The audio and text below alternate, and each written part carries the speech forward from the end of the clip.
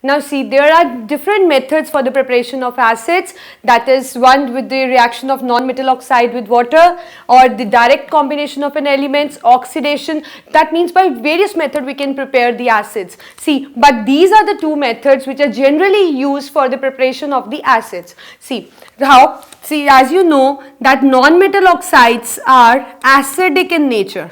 So that means when we will dissolve non-metal oxide into water, what we are going to get? We are going to get acids. So just look at the board. Suppose I have CO2. I am dissolving CO2 in water. So what do I get? I will get the carbonic acid, H2CO3. That is the carbonic acid.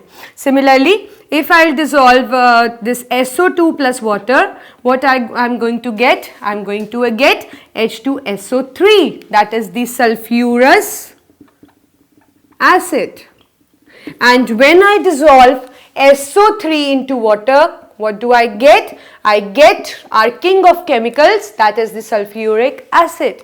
So just keep in mind, when you dissolve SO2, we get H2SO3, and when we dissolve SO3, we get H2SO4. Similar kind of thing happens when you get HNO3 nitrous acid and a nitric acid. In a similar manner it occurs.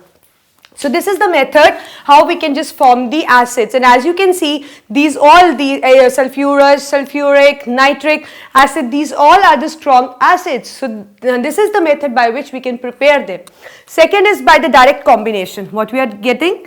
This hydrogen gas plus we have bromine gas. See, this gives to form hydrobromic acid. Similarly, if I add H2 plus Cl2, what do I get? I get hydrochloric acid. So that means by the direct combination of the elements also we can get the acid. So see, these are the different methods by which we can prepare an acid, and as you know that the acids are they are forming they are just serving an important use in our life. So that means you should get to know that how these acids are actually formed.